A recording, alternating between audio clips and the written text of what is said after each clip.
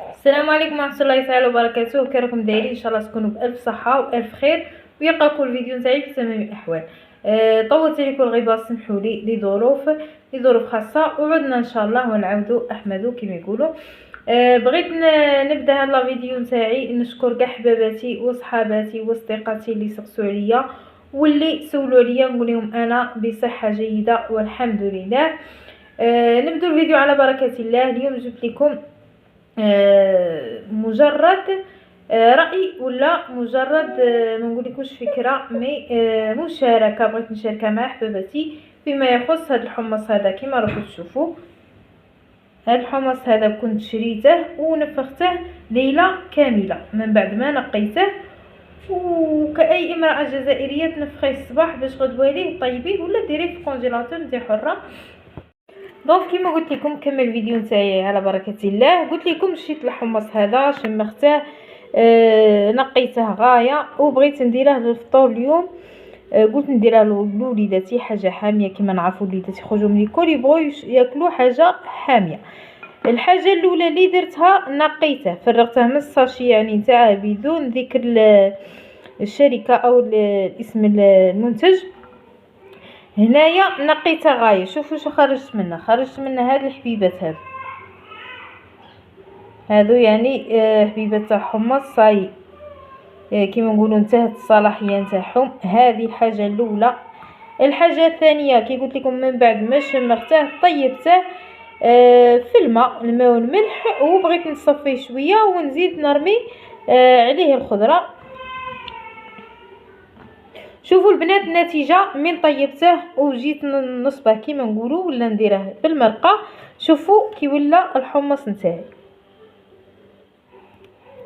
شوفوا الحبه، يعني الحبه زرقاء ولا الحبه سوداء، وشوفوا الطياب تاعه.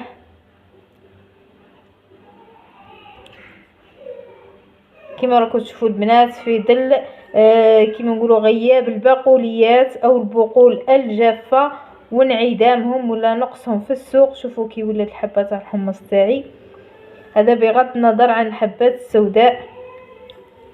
ناي البنات والله الكاميرا ما شاطيه حقها في الصوره، مي على الحقيقه كارثه لا توصف، كارثه عظمى. شوفوا واش رانا نشرو، واش رانا ناكلو، واش رانا نستهلكو، ونشروها باغلى وابهض الاثمان. الله يهدينا والله يهدي امه محمد كامله. هذا واش نسموه في ظل المعيشه الصعبه؟ واش نسموه هذا؟ نسموه تبذير، نسموه. شوفوا البنات والله الصوره صراحه راها تعبر على نفسها. شوفوا الحبه تاع الحمص كي ولات لي. صدقوني هذه درتها كيما هذا، والله شاهد على ما اقول. وكيما يقول لك جداتنا بكري ولا الناس الوالا يقول لك اللي غواك رخصه تقيس نصه ولا ترمي نصه. مي انا صدقوني البنات هاد كيما تعرفوا في السوق البقول راها مرتفعه جدا، وهذا يعني من النوعيه المتوسطه. ما نقولكوش الغاليه كاع الغاليه، وما نقولكوش داك النوعيه الرديئه. هذه نوعيه متوسطه عاديه اللي ياكلها الانسان البسيط الجزائري. شوفوا البنات، شوفوا البنات كما راكم تشوفوا هنا يبان ما شاء الله، تبان الحبه على خوتها، يبان صافي ويبان النقي. والنتيجه او الكارثه كما راكم تشوفوا من بعد ما طيبته ولا من بعد ما غليته في الماء فقط، هذه هي النتيجه.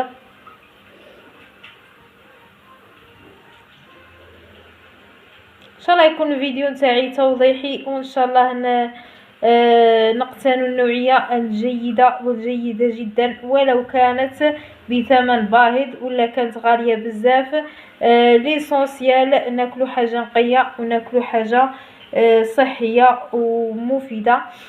مي حاجه كيما هاك تاع بقول ولا ما تنجميش تعرفي، سيرتو كي تشوفيها صافيه وتشوفيها نقيه تقولي هذاك ما ندي. هذه هي، هذا هو الفيديو نتاعنا.